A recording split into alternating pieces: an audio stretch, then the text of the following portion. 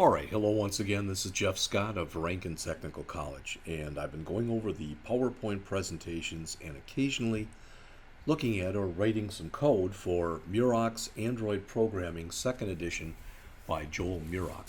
This is part of the AWD1112 or 1112 Java programming class. We're up to chapter 11 out of 18. As you can see from the title of the chapter, in this chapter, we are going to discuss services and notifications. Now, some types of Android apps need to execute a task in the background, even when the app is not running. To do that, you can use an Android component known as a service. When a service completes a task, it may want to notify the user. To do that, you use the Android feature known as a notification. So we have here 4 applied objectives. Use an application object to execute code when an app starts and to store data and methods that should be available to all activities within an app. Second, given the code for a task that should be executing in the background even when the app isn't running, use a service to execute that task. Third, display and remove a notification. Fourth, check if a network connection is available to the device. Those are our applied objectives. For our learning objectives, and you can see there are 8 of them, they are to name and describe 2 benefits of using an application object, describe what a service does and when you should use a service, describe the difference between an unbound service and a bound service, describe what a notification does and when you should use one, describe the differences between a notification area and the notification drawer, explain why it's necessary to use a pending intent to allow a notification to start an activity, describe how the backstack works, and finally name 2 system services and describe what they are used for. So, the author mentions here on page 340 and in figure 11.1 on pages 340 and 341, before you learn how to work with services, you should learn how to create a custom application object for the app. This provides 2 benefits. First, it allows you to store data that applies to the entire app in one central location available to all parts of the app, including all of the app's activities and services. Second, it allows you to execute code when the app starts, as opposed to executing code each time an activity starts. So this figure shows how to define a custom application object. The newsreader app is extending right here.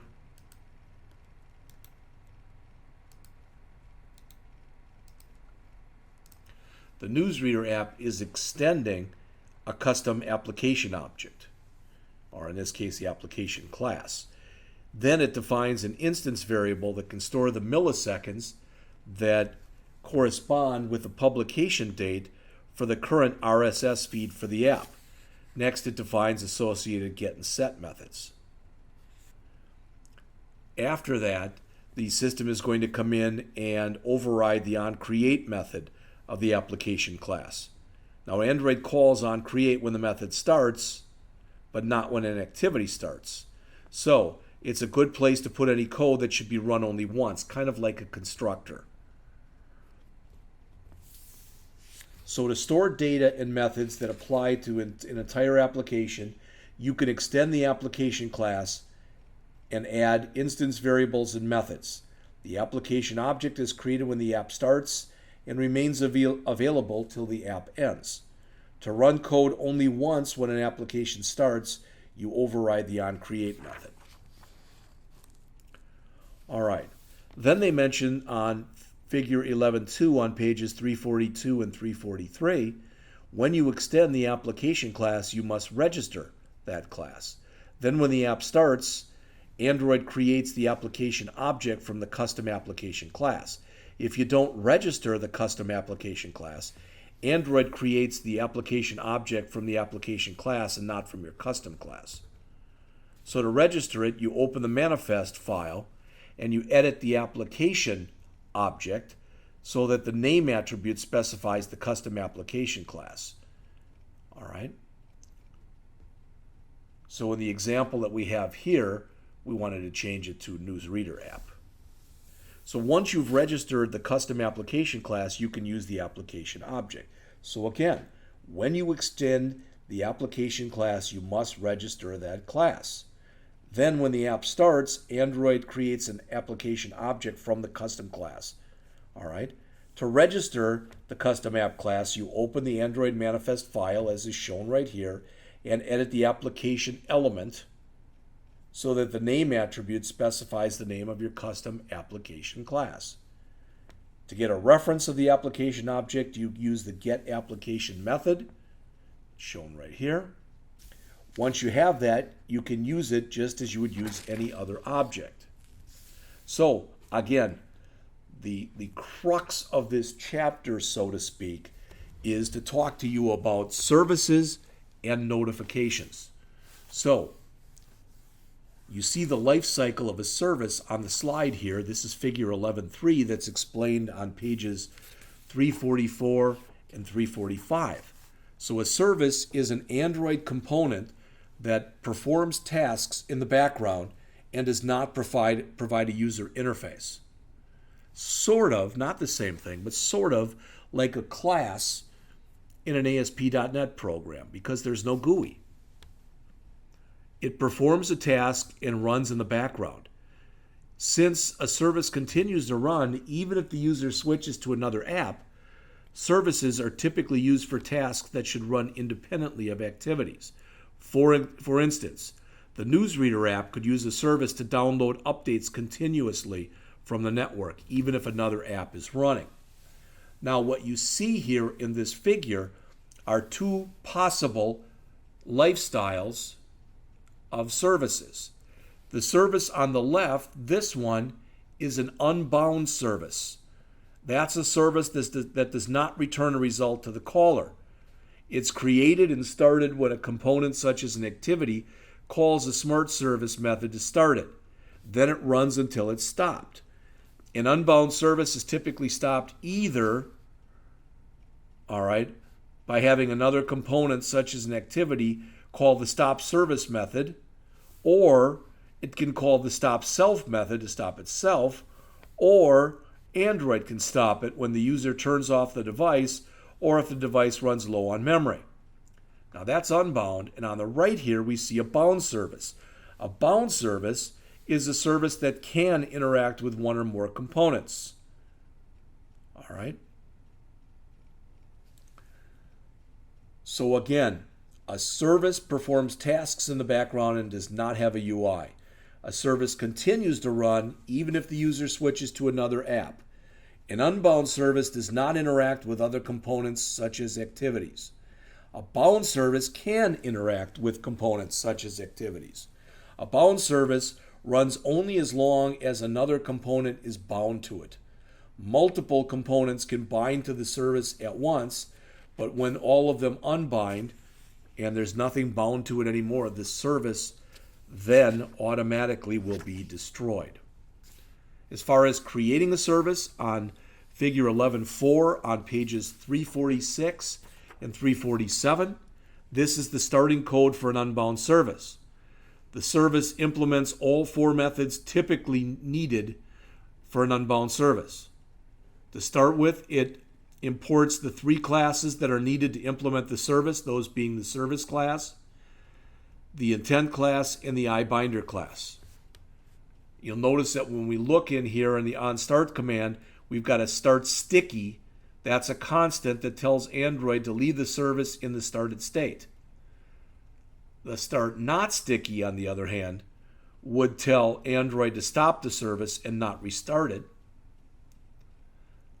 The start redeliver intent constant tells Android to stop the service. Now you see on this page, again, this is still stuff from page 347, the onBind method here.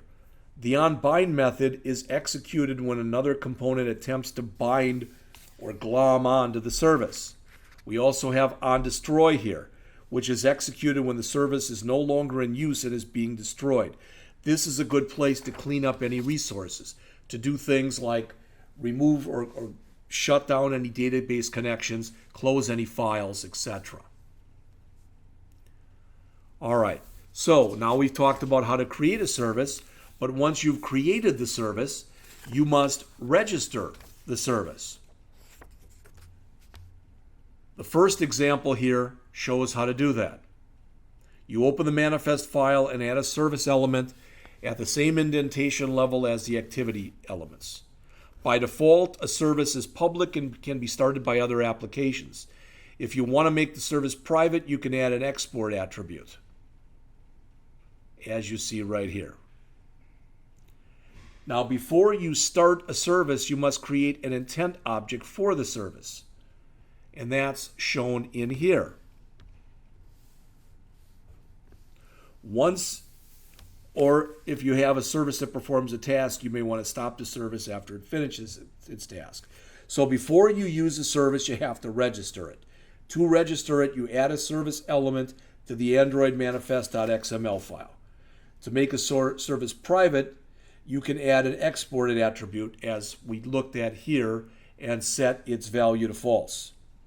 If a component starts a service by calling the start service method, all right, as is shown here, the service runs until another component stops it by calling the stop service method, or until it stops itself by calling the stop self method, or until the device is turned off. So, once you've created the service and registered it, then you have to understand how to be able to use threads with services. So remember, a service does not run in its own thread by default. As a result, if you want a service to perform a long-running task, like accessing the network or performing file input-output, you should create a new thread within the service. The newsreader service class that's shown in the figure here, it begins by extending the service class. Android calls the first three methods of this class at various times of the life cycle: onCreate, onBind, and onDestroy. Now, the start timer method begins by creating a timer task and overriding its run method. So once we've done all that, so we've come through here, and in three different steps, so to speak, we've created a service, we've registered the service, and we provided a thread for the service. But after we do all that stuff, we have to test the service. All right? Now, in the next chapter, in chapter 12, we learn how to start a service when the device boots. For now, we'll test it by starting it when the app starts. So we'll call the start service method from the onCreate method. That way, the service is started once when the app starts. So to test the service, you can use logcat to print messages to the logcat view, and that's what they talk about in here. So finally, we've done all that stuff. Now we might want to view all the services that we have. So figure 11.8 on pages 354 and 355 shows how to use the Settings app to view all of the apps and services running currently on a device or emulator. To start, you can start the Settings app on the device or emulator. From there, the procedure differs depending on the API that you're using. In the example they show here, the screen shows that 3 apps and 2 services are currently running. For most devices, it would be unusual for only 3 apps to be running. All right, you might see a very long list of these. All right. I'm at 15 minutes, which means I'm doing fine, but the next thing we talk about are notifications. And you know what? I think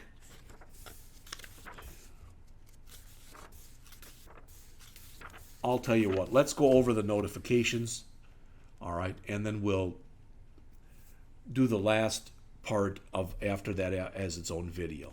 So, a notification provides a way for a service to display a message even if another app happens to be running. For example, the service for the newsreader app could display a notification that indicates that an updated feed is available. So you can always bring the user up to date, and they can get the most up-to-date information from their RSS feed. This figure shows how notifications work. When Android first displays a notification, said notification appears as an icon in the notification area at the top of the screen. When one or more notifications have been displayed, the user can pull down the notification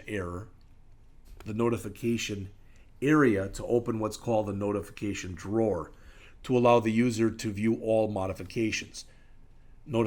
But there's only one here, but there could be more. Often a user can perform an action by clicking on the notification in that drawer. So a notification provides a way for a service to display a message even when another app is running.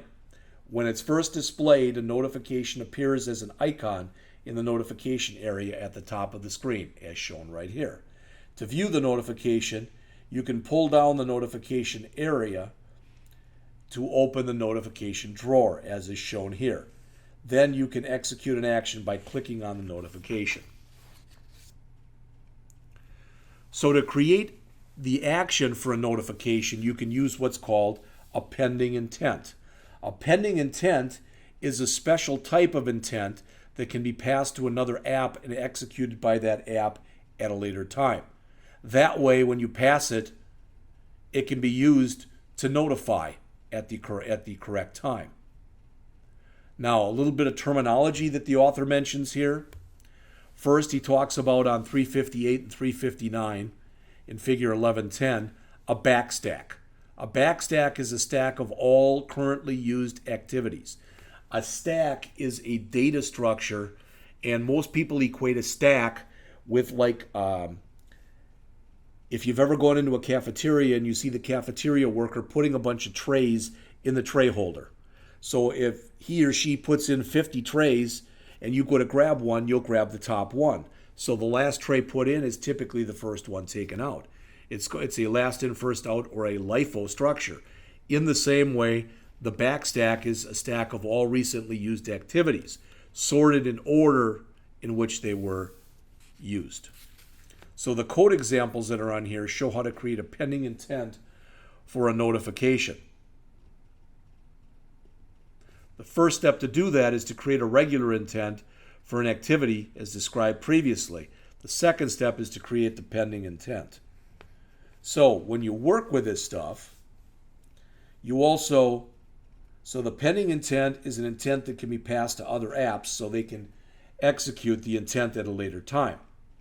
All right. The backstack is a stack of all recently used activities sorted in order. When you click the back button, the top activity is removed and the next one becomes the new top one. A task is a cohesive unit that can contain multiple activities. Every activity belongs to a task. A task can move to the background when the user starts a new task or navigates away from the current task. And a task history is used. That's the backstack for a particular task. So, for creating a notification, once you've created a pending intent for the notification, you can create the notification. That's what's shown on pages 360 and 361 in figure 1111. The first step to do this is to declare all the variables you'll need. This example will declare 4 different variables. The icon, the ticker text that's displayed when the notification first appears, the title of the notification displayed in the drawer, and the text for the notification when it's displayed in the drawer. The second step is to create the notification object. All right. After you do that, then you'll typically want to display it. So with Android 4.1, which is API 16 and later, you can use the notification.builder class to create a notification object. To support older versions of Android, so pre-API 16, you can use the notification.compat.builder class that's available from the version 4 or v4 support library.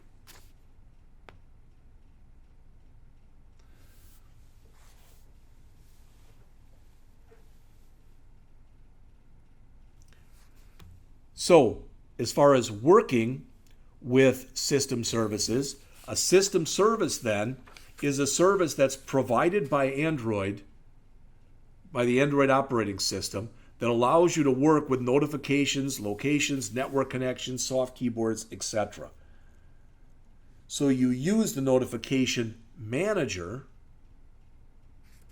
all right? You end up using what's called the notification manager to display or remove notifications.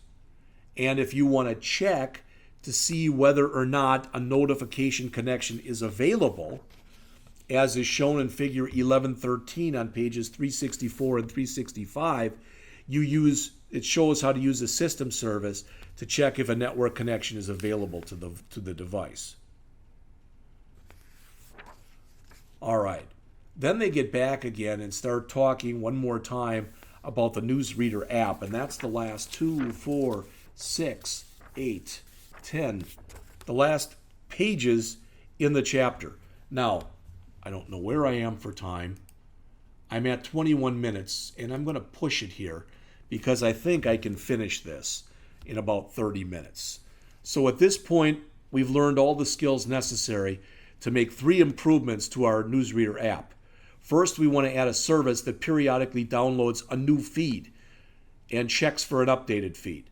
Second, we can have that service display a notification whenever an update feed is available. And third, we can add an application object to store in milliseconds the current news feed and start the service. So that's what's shown in here. So the first part shows the life cycle methods for the service. The second part shows the start timer. And part 3 shows the send notification method. And all that code is shown on 367, 368, 369. Now starting on page 370 and going 370, 371, 72, 73, 74, and 75, or the rest of the chapter, discusses the items activity class. For the most part, this is the same as the items activity class described in the previous chapter.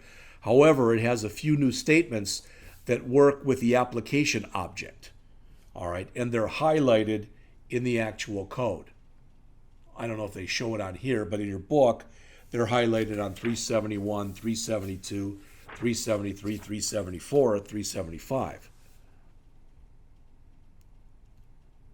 In the onResume method, the second statement gets the milliseconds for the publication date of the feed from the application object. Then it uses an if statement to check whether the milliseconds is set to -1. If it is, the app is being started for the first time. So the code downloads the feed and displays it. Otherwise, it just reads and displays the feed or just displays it. The file IO class, which is mentioned towards the end of the chapter here, is pretty much the same as the file IO class in the previous chapter. All right, that's it for chapter 11. So the skills that were in here took what we had worked with earlier, that being intents, that being file IO, all right, and that being, threads and adapters and intents. I think I already said that. And it adds to that the ideas of services and notification. Now, the last chapter in this area is only 5 or 6 pages long, and it's how to work with what are called broadcast receivers. So we will go over that chapter. Again, the chapter on broadcast receivers, which has only 13 PowerPoint slides, and we'll do that in a couple minutes.